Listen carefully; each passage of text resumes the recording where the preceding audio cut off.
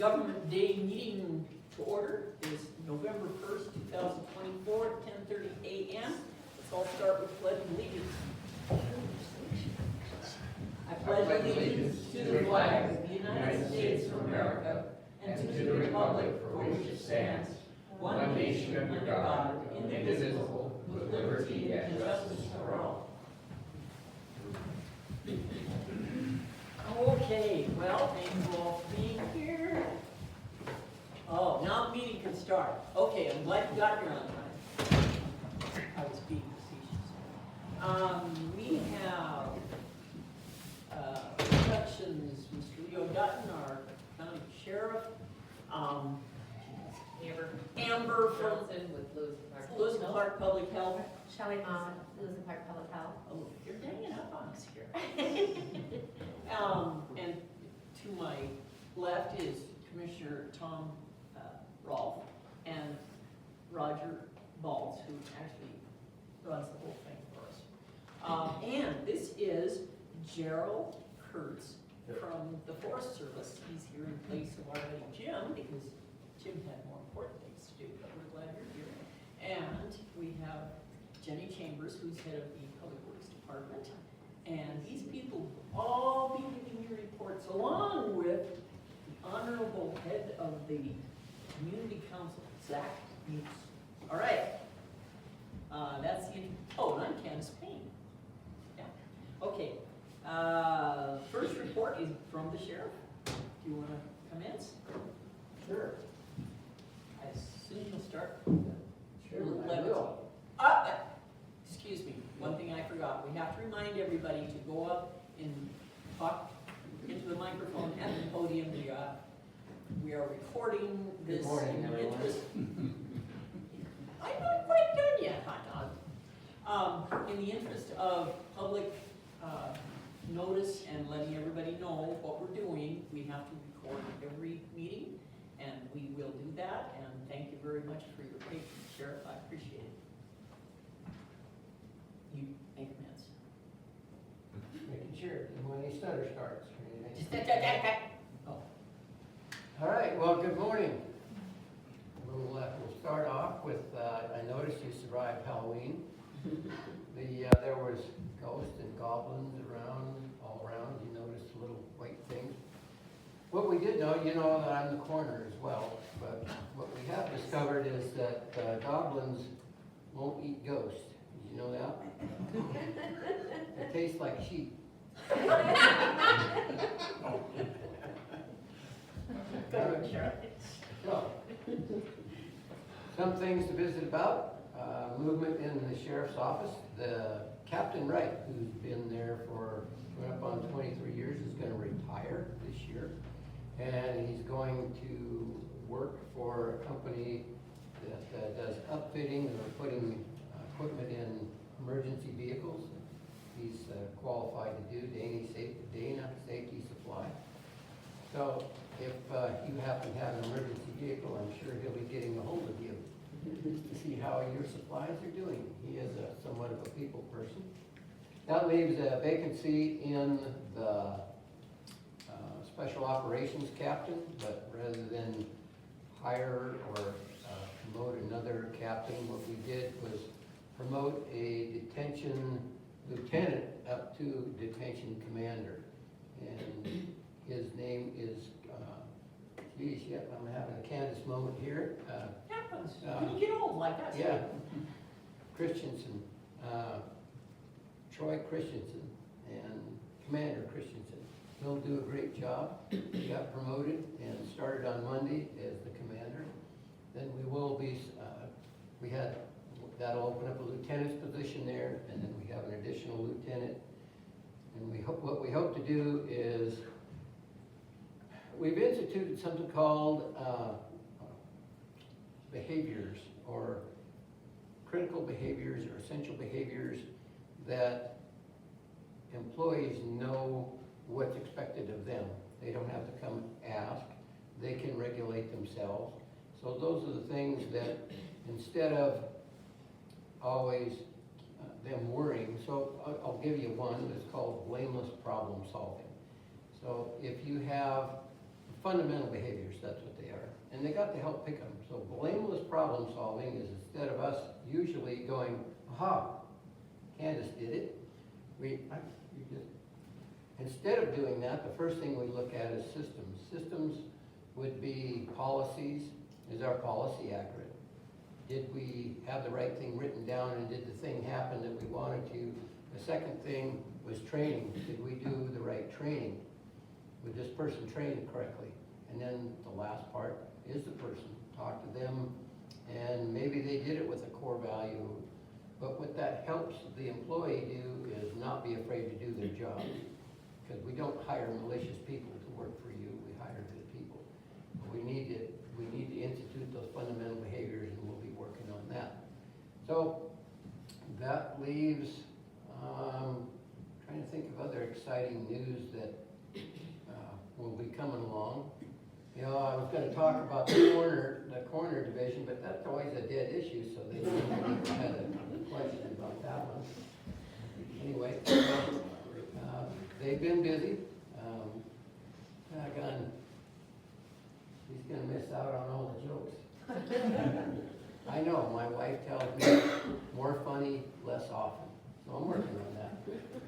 The sheriff's office, we're about on budget. Roger likes, and we all like to keep track of where we're at and how our spending is. The Horse Gulch fire did take a lot out of our budget.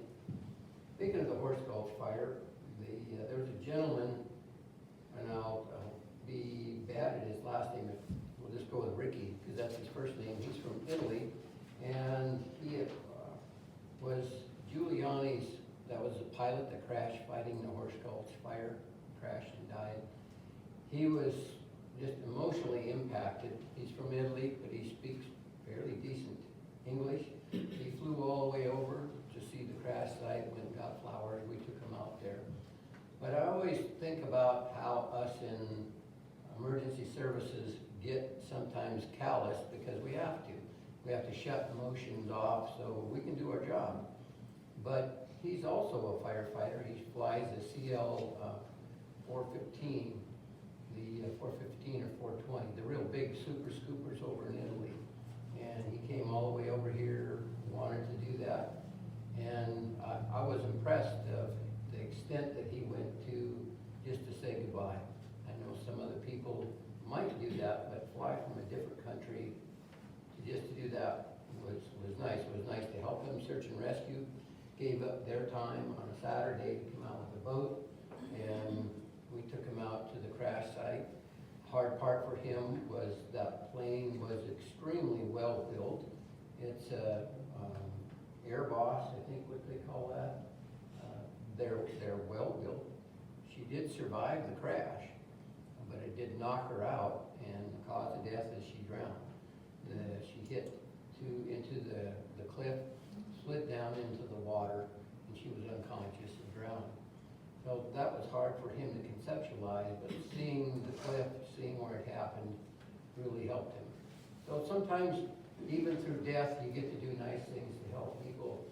He was eternally, but he was very grateful that he got to do that. There's been a lot of other things, different things happening in Helena, a lot of different court cases you may have saw on TV. A couple of people got some federal sentences for peddling fentanyl, methamphetamine. The drug task force is very busy. We have 7 counties that are involved in the drug task force. So we share assets, we share resources being people. And Bos Angeles is very busy. You probably saw that they just had an arrest from a homicide that they had. So not only that, just like us, you're always working back, old cases, current cases, nothing you can do about future cases, because if we could mind spot you, we'd know what you were gonna do, but can't do that. And I'm kind of glad about that, because some of the thoughts might be kind of scary. But anyway, that's the main part. I asked for the guy that is working, Chance Hill. He's got about 4 or 5 months left, and then I think he's been up here looking for an apartment. he'll be coming up, he'll be the permanent Lincoln deputy. We do have a guy coming up here all the time, but he's not the permanent guy. So, that's the report, and I'll try to think of an even funnier joke for next time. Back to you, Sheriff. Thank you, Sheriff, and I appreciate the report about the West Gulch fire and that, you know, we kind of expect you to have a lighter side, but you also have a very serious job, and it's good to remind us. So, thanks. All right, Sheriff, Community Council, Zach, you're up. Excuse me, do you have copies of the agenda? Yes, we do, and we have to charge extra for people who come in late. Anybody else want? Remember to sign in. You sign Alrighty, I'm Zach Muse, Chair of the Community Council, and whatever else. Most everything is Public Works, I'll let Jenny do that as normal. One thing we just got as a community council in the last day or two, and obviously I've been too busy filling your boxes full of political mail. So I haven't got a chance to really look at it, but we did the public input for the kind of Main Street program. They've compiled everything, and they've actually found a grant. Most everything has gone from what we saw in the paper a couple of years ago that turned everybody off to now it's a safety oriented plan having to do with side-by-sides, pedestrians, crosswalks, trails, things like that to protect everybody on 200 and the borrow pits. We'll probably be talking, we will be talking about this more at community council on the third Thursday of every month, or third Tuesday of every month, 6:30 right here. But there is a grant that the county is going to be looking at, more than likely applying for, that is countywide, but just a quick down and dirty, it will need public input on ideas, but what part of the grant is that they put in some of these ideas on a trial period, 60 days, 90 days, 6 months, whatever. So let's say an idea was a crosswalk at Stemple.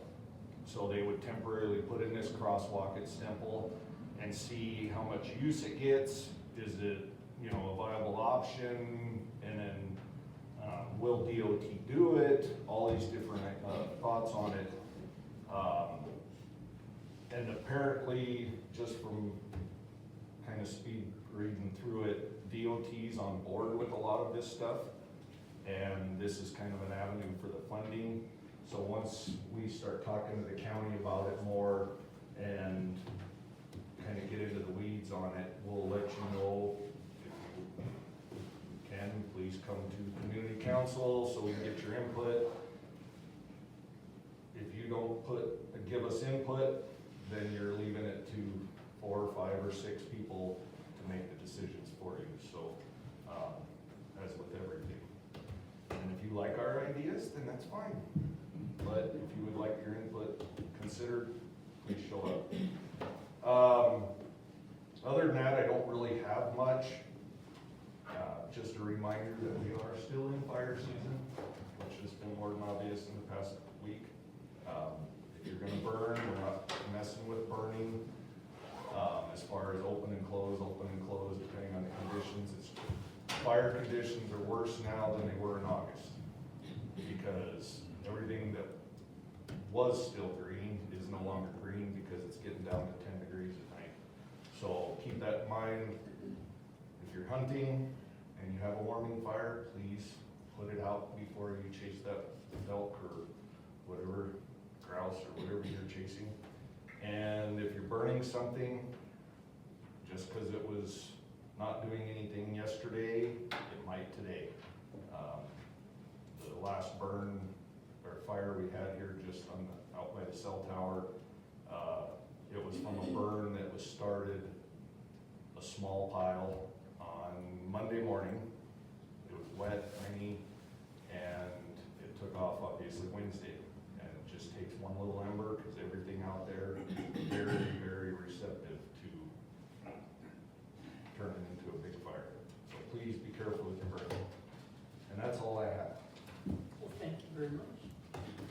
Do we have any questions? Let's see, Mr. Sheriff, public comments? No, not yet.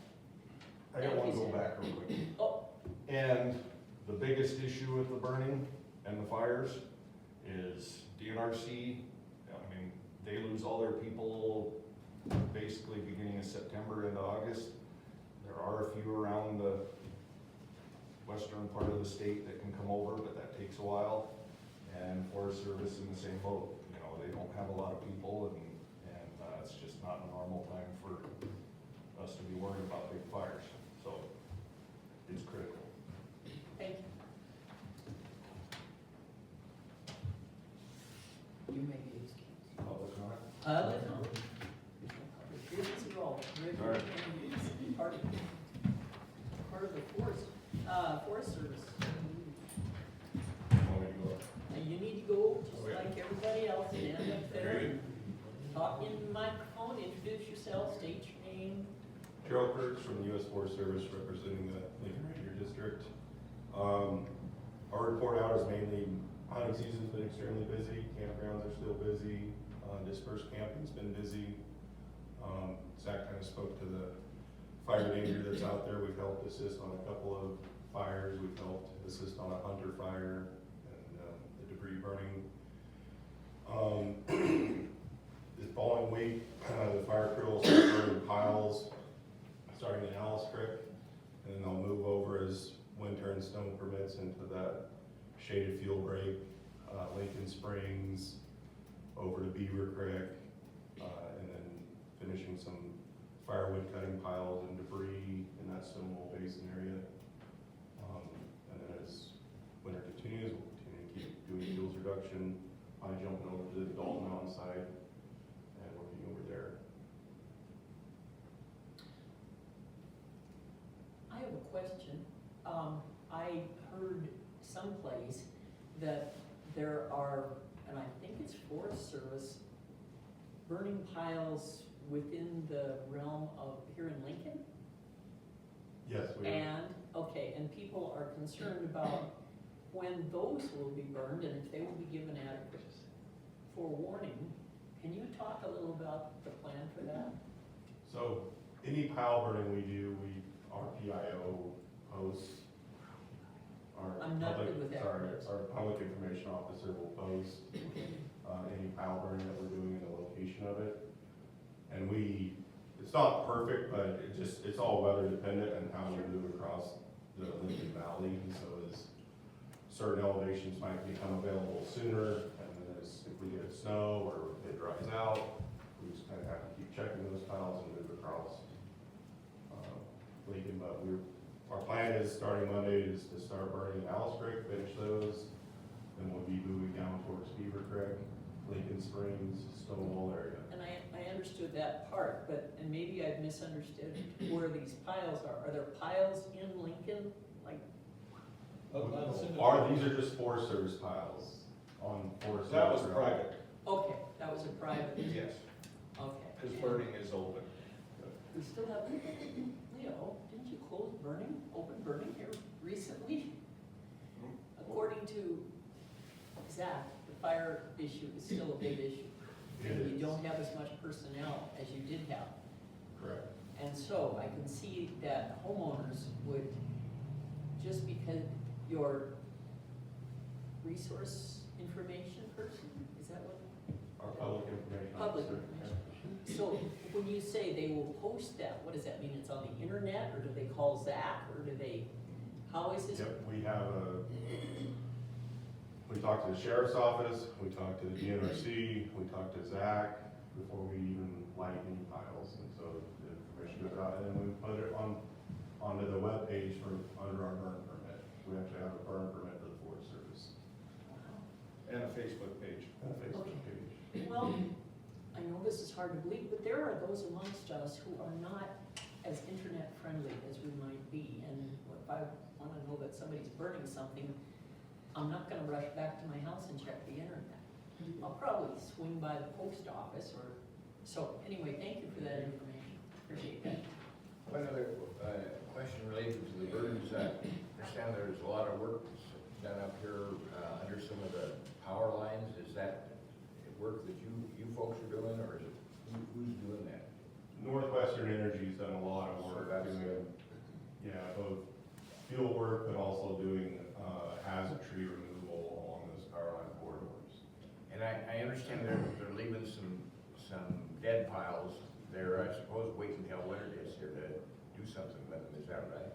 Yeah, and oftentimes we'll do the burning for them. So if it's on agency ground, if it's on US Forest Service ground, we will do the burning for them. Okay, all right. What about some of the other places? If it's on private land, the private person has to take care of it, is that right? Yeah. Correct, unless we Big do. hunters come to the private properties and you tell them, yeah, if you take a tree down, leave the firewood there, they're gonna chip up the debris, the branches. Yeah. But if the landowner wants the log for firewood, they'll leave that for them.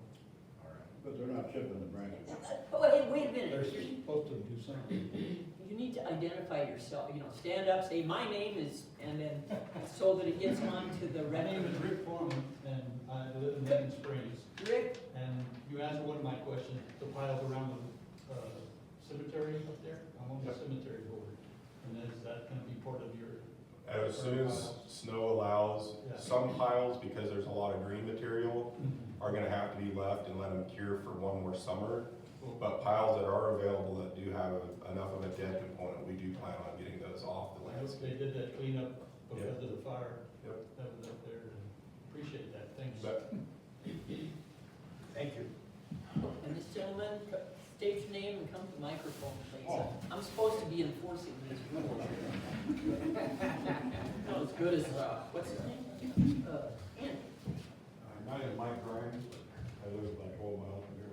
Yeah, I talked to Tom a little bit. Yes, very famous man.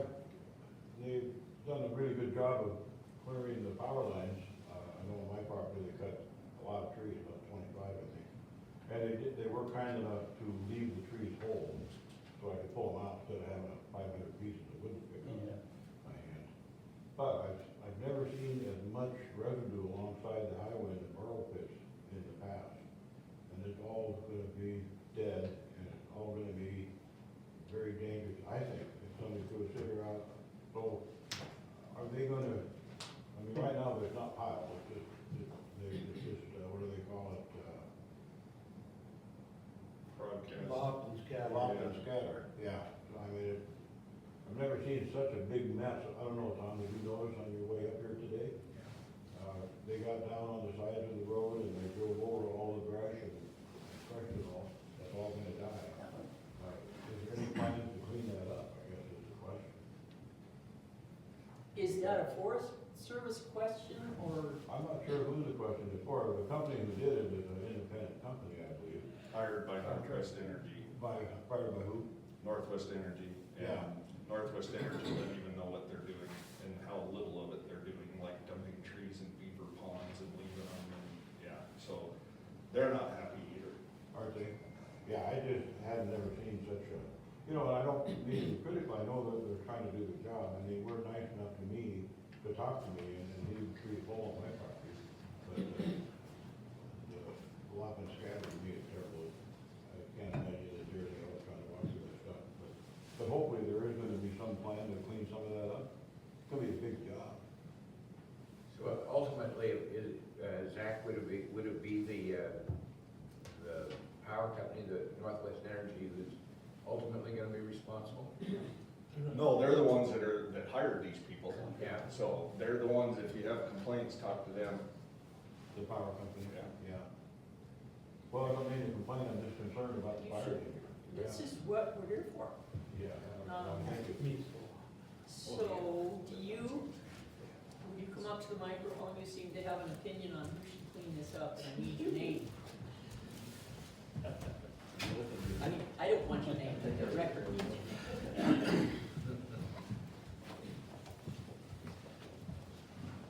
Bill Sear, the Montana DNRC. So there is a law, Montana Code annotated law called the Hazard Reduction Agreement, HRA, that requires slash to be dealt with to a certain manner. And one of those manners that is acceptable by the law is lock and scatter. So as long as it's less than 22 inches or 24 inches high, which they've done, they're meeting the law. So the answer to your question, no, there won't be any more cleanup. If you remember a couple of years ago, when Sebin logged on the north side of the highway, right out there by the Helena turnoff, they did the same method, lock and scatter, crushed it, ran it down, it was low. Next summer it was, everybody comments on how good it looks now. So, no, I don't see them doing any more out there. They're meeting the law. They're doing what within their right to do. So that would be my opinion. Thank you, Bill. What was, can you give us the statute number? Nope. Oh, Montana Code annotated 76 dash something, something, something, something, something. And all fire laws are in 76, so. okay. Thank you. You're done. Do we need public comment after that? We have a public comment. Okay. Public works, Jenny Chambers. Do you? Good morning, Madam Chair, Commissioner Rolfe. Jenny Chambers, Lewis Clark County Public Works Director. I don't have a ton for you guys today, but a few updates, and then I was going to focus a little bit on bridges. So we still have on our list in the road department the pothole patching throughout the county, if we can try to get that done before winter. So I do know that the road department in Helena knows that they're going to still come up here with a load sometime to get Lincoln potholes patched. So just know that's still on the list to try to get completed. We're ready for snow removal. We've got the snow plows dispatched to all the different district areas, and we're starting to haul sand. We hauled over 2,500 tons of sand in the Helena area to the different stockpile locations, and then the rest of this month of October, they're going to get the sand and the sand salt mix hauled to the other district offices areas as well. So we'll be ready for snow whenever it hits us. You guys actually had a little skiff here driving up. We haven't yet in Helena, so it's coming. We all know it's coming, and Halloween is usually that time of year where we kind of kick off winter planning activities. On bridges, I just wanted to highlight a few things. Infrastructure is one of those key areas that everybody often talks about, that it's just really challenging to get funding, and it's definitely an issue on the statewide perspective. We've been really aggressive and looking for grant opportunities within Lewis and Clark County for bridge money, and have been pretty successful in several of those. So we're going to continue to do that on our end, just to try to help with the general fund support that's provided by the commissioners, as well as just trying to build it up. And bridges are becoming way, way, way more expensive than they have been in the past. So we all know about the Dalton Mountain Bridge. MDT spending $4.4 million on the Dalton Mountain Bridge through their off-system program. In Helena, we have a bridge I'll talk to you guys about that's an 85-foot span bridge. But because all the environmental permitting requirements and the hydraulics on the flow, on the distance that you need for the bridge for capacity underneath that, it's probably going to be a 120-foot span bridge, where historically it's been an 85 span. And that's going to be anywhere from $1.2 to $1.5 million. So as we just have these projects come up, we have to really try to save and look for funding opportunities for those. In the county, we have 95 total bridges. Of the 95 within the county, we have 18 that are weight restriction. Doesn't mean that it's a poor bridge because it's weight restricted, but it does impact, modes of transportation, what folks can haul on that. And we really have to do a great job on trying to ensure that that bridge weight limit is enforced. And MDT is pretty aggressive about looking at those and making sure that the county's doing what we can do to enforce those. And if it's not, it jeopardizes the travel of that bridge, and we're gonna have impacts associated with it. So the signs that are posted really do mean that that weight limit is that sign that's posted. And usually there's an axle definition associated with that, 6 to 7 axle, 31 tons. That's your guys' bridge out here in North Beaver Creek. over Coal Creek. Keep Coal Creek, that one has got a 31-ton limit, 6 to 7 axles. It's highway load limit, it can handle pretty much every type of equipment, just not a vehicle that has more than 5 axles. So if you see folks that are driving across there that's got more than that, you should holler at them because it's gonna jeopardize the use of that bridge in the future. So be aware of that. There's 9 bridges in the Lincoln District. So out of that 95 total, there's 9 within the Lincoln District. So not a lot up in this country compared to other parts of Lewis and Clark County, but certainly it's definitely an important infrastructure that we have. The one I wanted to highlight to you guys a little bit, first off, let me give you an update on Dalton Mountain Bridge, then I'll go to the one that's currently an issue that's closer over to the Augusta country. But Dalton Mountain Bridge is getting close to getting wrapped up. This week, they should be pouring concrete of the bridge curbs, doing the strength of the bridge deck, and then as long as the bridge is going to be cured enough in place, they'll have enough to support the other concrete work that's needed to proceed, and they anticipate 2 or 3 more weeks to finish that work depending upon weather. So my crystal ball is hopefully November 14th, you guys will be good to go on the Dalton Mountain Bridge, and that should be open back up. But again, that's weather dependent, and I don't know what MDT's schedule is necessarily on that. I'm just kind of printing an update from their schedule. So that's good news there. It's been a long time coming. The one bridge that we are having to look at, tighten up the bridge restriction on is Flat Creek Bridge, which is doesn't really impact you guys in Lincoln area. I just wanted to highlight it's the 85-foot span bridge that I mentioned. It's basically between Highway 287 and kind of Fort Shaw on a road over there. It's called Bird Tail Road, about 3.8 miles north of US Highway 287. It doesn't impact a lot of our county residents and your neighbors out there, but it's about 5 landowners, and it's a huge ranching operation area, so a lot of cattle, a lot of hay in operation. It's got a 5-ton load limit, which is not very much if you think about 5 tons. Even just a large Dodge pickup truck or a Ford F-350 is getting close with a load on it to be 5-ton limit. So it doesn't take much. MDT was out there in July and did an inspection at this bridge, and during the inspection they observed a heavy load going across the bridge that certainly exceeded the 5-ton limit. I don't know why anybody would drive across that when they see people inspecting the bridge, but it's very significant. So MDT asked the county if we can enforce our bridge limit. If not, we need to close it. So we put up last week a reader board out in the area saying this bridge is going to be closed, and of course the phone calls started coming in then. So we've looked again and evaluated it, and we do want to make sure that people can get to where they need to go, and there's not many detour options available. So we're limiting the bridge starting on Monday to only single vehicle passenger travel only. They're going to basically have to sequence through Jersey rail barriers to get across the bridge, but that will help enforce and preclude any kind of heavy loads or any kind of vehicles with larger axles on that area. So it is pretty significant and pretty serious. It doesn't necessarily impact you guys in Lincoln, but I wanted to highlight the fact that we all have to kind of look out for each other and talk with your neighbors and the ranchers and the farmers and stuff out there, that if you see something that they're exceeding a heavy load, it's going to impact everybody else within the county. So just wanted to highlight today, Madam Chair and Commissioner, and happy to answer any questions.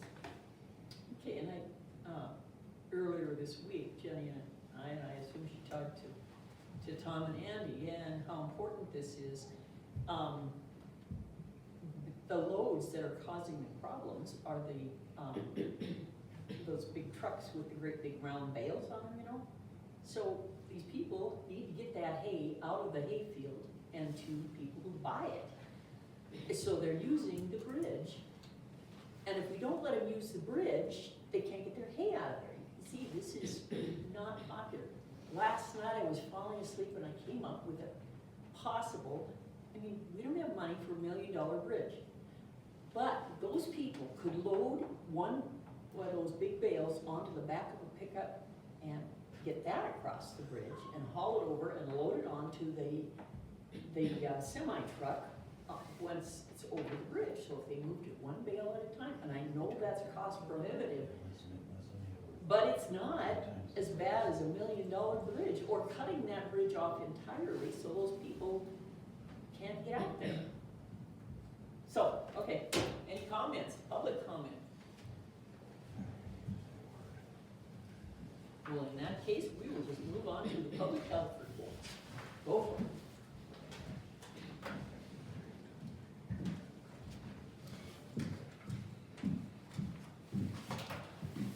Hi, I'm Shelley Mott, and I'm one of the immunization nurses, and so I am just doing a little report on immunizations today. So, Lewis and Clark Public Health, we offer immunizations from 2 months old to 150 years old. We have 3 full-time nurses that do immunizations. We do from all ages and travel immunizations. So if somebody's going to Thailand, they can come in and get their travel immunizations. And right now, we're really focusing on fall respiratory illness vaccines. So we came up here and did a clinic, a flu COVID clinic, and we're gonna go to Augusta next week and do a clinic. So we try to reach outside of our clinic to reach those people who are in the smaller communities too, to offer those flu, COVID, and then the RSV vaccine is also recommended for anybody over 60 with health conditions or over 75. Pregnant women to protect their baby, because RSV is a serious respiratory virus that puts babies in the hospital. And then young babies who their mom didn't get the RSV vaccine would get it too, to help just during RSV season, the babies would get it to protect them. So we offer, we're kind of the backstop, I say, of vaccines. So people can get vaccines almost anywhere. Children can't get them at the pharmacies if they're really young, but they get them at their providers. We're the ones who are kind of like, they don't have a provider, they need a vaccine, they're traveling, they need a vaccine, maybe they don't have insurance, they need a vaccine. So we offer pretty much all vaccines that people can come in and get them, and that's kind of where we're at. Anything else you think of? I know I'm pro. I have a question. Yeah. So, and I,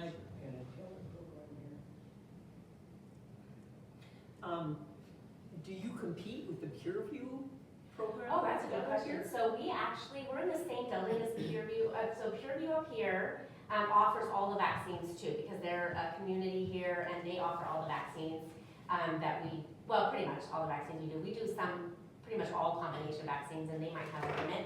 But we're in the same building as PureView in Helena. So we actually, other than the very common vaccines, tetanus, pneumonia, and flu, and COVID, they actually walk their patients over to us, and we give their patients their vaccines. So we're open every day. They just walk them over, we see them right then and there, and we give their patients vaccines. Don't we have a PureView clinic up here? So we don't compete with them because they're up here. The PureView clinic up here provides all vaccines. Okay. And so other than the flu and COVID clinic that we do, we don't do vaccines up here. Okay. But PureView in Helena, we are their vaccine provider. We are a long ways from Helena out here. And Yeah. we're trying to look out for people who live here. Yep. So if people who live in Lincoln want to get a flu shot, not on the days when you're offering this, they can trot over to PureView, and that is stabilified. Yep. I'm not sure exactly their internal process. I think they have to make an appointment or you can go get a flu. I don't know their internal process here, but they offer all the vaccines, including flu. Thank you. Any comment? Tom? Did you want to? I was saying, she wasn't saying that, I said, this must be the Penn and Teller show, but you obviously aren't familiar with that.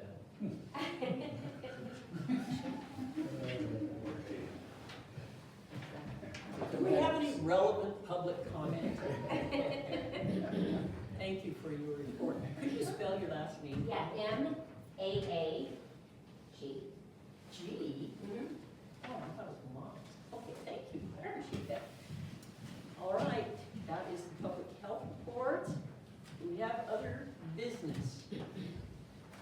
If I might, Madam Chair, You bet. we brought up some copies of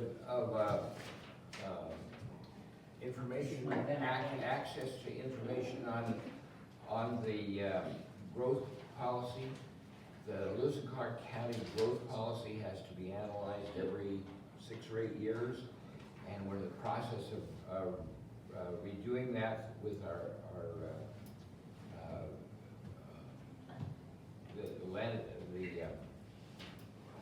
what's the The department? planning department? Planning department.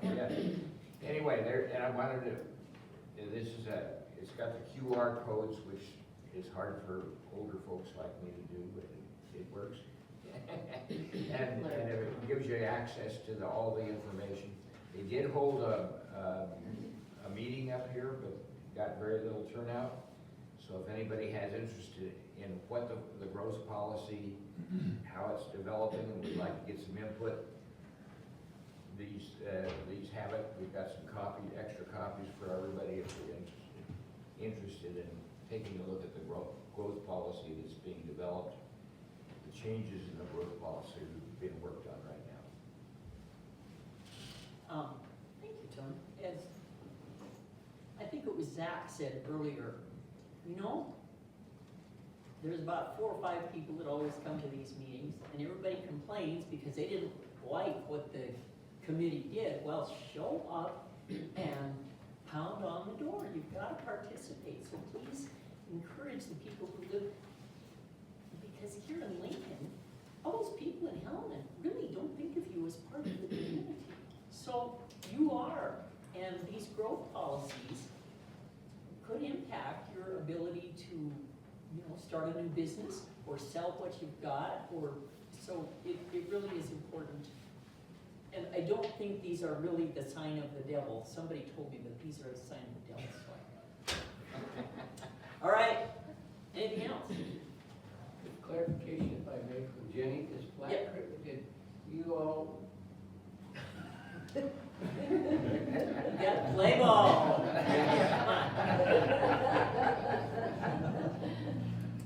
I'm trying to get you out of here on time, Zach. Jenny, did they restrict Black Creek Bridge? Madam Chair, Sheriff Dutton, yes, November 4th, the bridge is gonna be restricted. It's had a 5-ton limit on it for a long time, but we're limiting it to a single vehicle passenger only. Okay. And there will be a press release that'll be issued today, with that notification as well, and then that will go to all emergency service folks within the area. And we've already had some conversations with Rocky and folks up in the Wolf Creek area as far as fire response. Okay, thank you. The other thing was just some, by way of background about why Northwest Energy is doing all of the tree cutting, things like that. I've been working with them for the past 2 years about this program, clearing their areas. What they did is they used drones, they overflew all of their transmission lines that they're responsible for in Montana. They looked at where the biggest areas were and they represented them on a map. Right now, the biggest area of risk for fire is right in the Helena area, going south out toward Jefferson County, a little bit over into Powell County at the map pass. You see it here. The further to drill down on that, where that came from, is you heard them talk about, okay, if there's a significant wind event, they're going to shut power off. Where that came from was our good neighbors in California. And Dutton. That, And Dutton. before that, before Dutton, the wind came up in California, not Dutton. Yeah. Yeah, Yeah. okay, thank you. Well, detailed. Anyway, I'll tell them the story, but anyways, so what happened was in several areas in California, the winds came up and burned downtown. This has been 10 years ago, and the citizens sued the power company. And they obviously prevailed in some manner. Well, that wiped out their capital to be able to do business.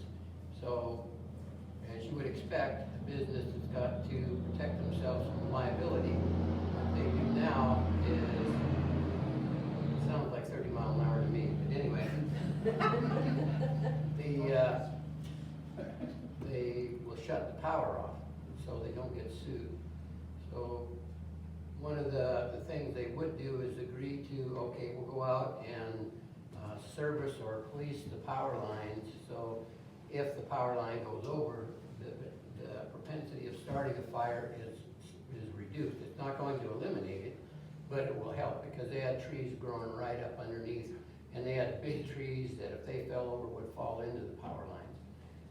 We've been having good success about talking to them.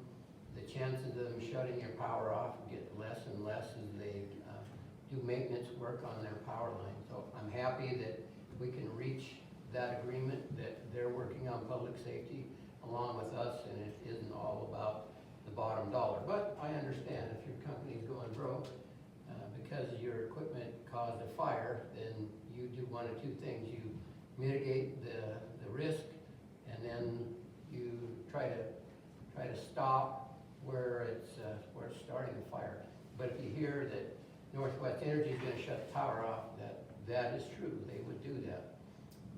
They were going to do that with a predicted wind event, probably in September. Could have been September, right around in there, or August, but they didn't. So I'm thankful for that.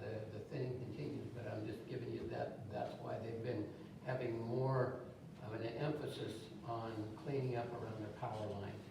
But as Zach said, the people who are doing the work, and Mr. Sear, Mr. Bill, said they're probably meeting the requirements for law, but the aesthetics are that of used toilet paper, maybe, I don't know, but anyway, so thanks. Does that help? Except for the last comment, that was very helpful. Yeah, you gotta let your imagination. I don't even wanna go there. Thank you. That's Thank enough. you. Sit down. Appreciate it, done now. Talk to your wife. You're gonna hear about this. Okay. Any other public comments? Things for the good of the people? Get up in front of it. Uh-oh. Rick Foreman on the cemetery. Oh, yeah. Yesterday was Halloween, which today is All Saints or All Souls. And that's why we celebrate Halloween. Anyway, since I work on the cemetery, we're just pretty fire out. You asked last meeting about the fences up at the historical preservation people that were working on the old cemetery. There are 3 picket fences around 3 graves now. They did complete that. And I want to thank the Forest Service for cleaning up and having them piles. You could burn them, that would be great. Without burning the forest now. But, You're so I want to thank you, and I want to publicly thank the historical guys. I'm not sure who they were, but thank them for doing that at the old cemetery. So, We will pass that. Is there just the one cemetery up here? Or is there? There's, the upper cemetery is up the Lincoln Gulch, Yeah. where the old town site was, and there is an auxiliary cemetery down right behind John Veteran's shop. I don't know if you know where, it's North Lincoln Gulch Road, Okay. and, but it's, It's good to there know. are 2 locations in Lincoln. It's the same cemetery, but two different locations. Okay. Thank you for your report, Rick. Anybody got anything else? Madam Chair, Yes. did you want to mention Operation Greenlight? I think we should talk about that, but I think my buddy Tom Rolfe is way better to speak at it than I am, because he's had a. Well, we have passed a proclamation at the county commission Yes. yesterday to support Operation Greenlight to honor the veterans. And this is a program that's supported by the National Association of Counties. And we've picked up on it. We're encouraging people to get green lights and put them in your like in front of your house and whatnot. And we're trying to get as many people to do that specifically for the week leading up to Veterans Day. In my neighborhood, we've got a couple of people that do it for the whole month of November. So just a reminder and a thank you to the veterans for their service and trying to encourage folks. We still have a lot of veterans. One of the statistics yesterday that just bothered me was that in the last, I think, 10 years, we've lost 6,000 people in military actions around the world.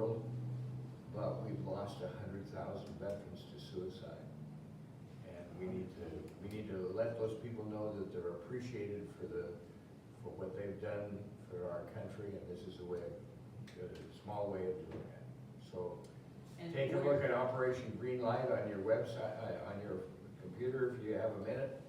It's a real positive thing to encourage folks that are veterans. Where would we find green light bulbs? Pardon me? Where do we find the green lights? Oh, you can get them at the local hardware stores, or it's pretty easy to get them. Amazon has made it real easy to order them online as well. Tom, where's that data? Where can we find that data about? It was mentioned by one of the veterans who was at our meeting yesterday. Okay. So I'd have to check. Ray Reed, who was the person who did it, he is the fellow who's kind of in charge of the military museum at Fort Harrison. Okay, I'd love for you to put me in touch with them so that we can You help bet. spread that information. I'll out get to you his public phone health. number when we're done here. Yeah. All right? Well, All right. I also brought up yesterday, as part of this, my concern about our veterans with PTSD. My dad had it for years from his service in World War II. And we have people who shoot off fireworks anytime, and particularly around the middle of July and around New Year's, and I think it is very upsetting for them. And as part of our respect for our veterans, I really wish that the state legislature would address the issue of allowing counties to regulate whether they can shoot off fireworks all year round, or if we can limit it to like the 4th of July.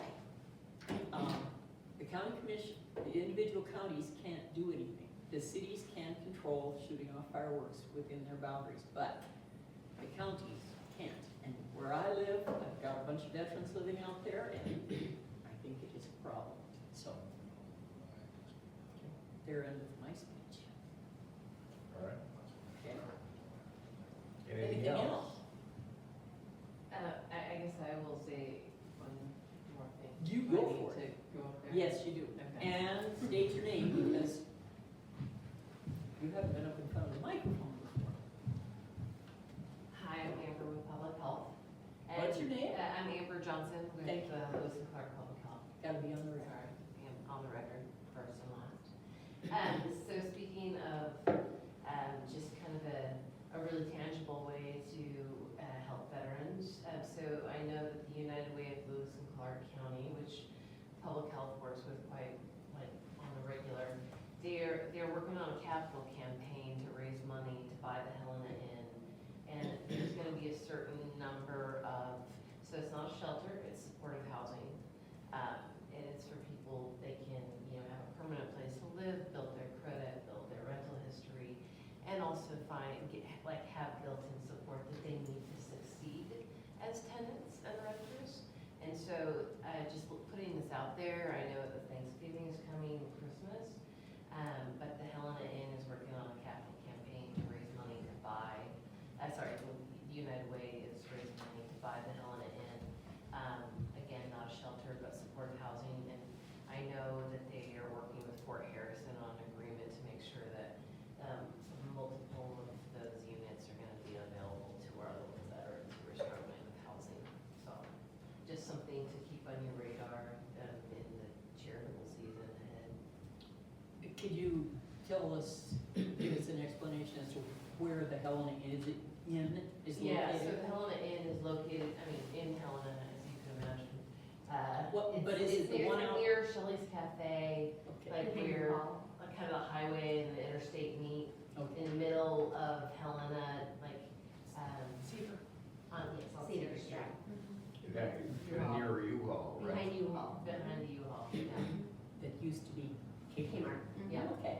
So it's, obviously it's a really incredible project, and they still need to raise a good $2-3 million, so, yeah. That's amazing. Okay, thank you for that report. Anything else?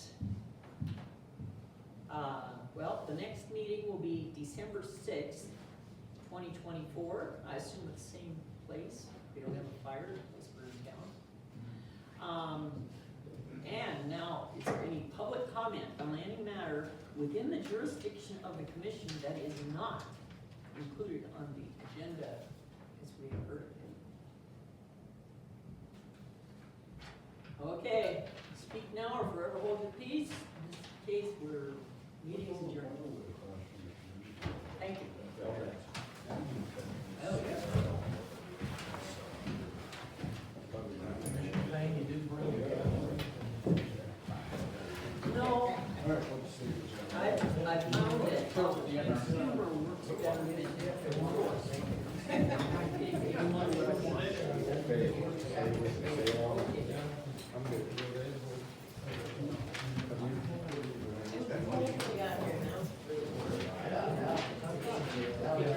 better than I always come prepared to wear some. So, Yep. that has been a go back and forth, I don't know where to find the link. You have to ask Jill. I know they're talking about putting it out for bid, but doing it in a package. Yeah, I said they had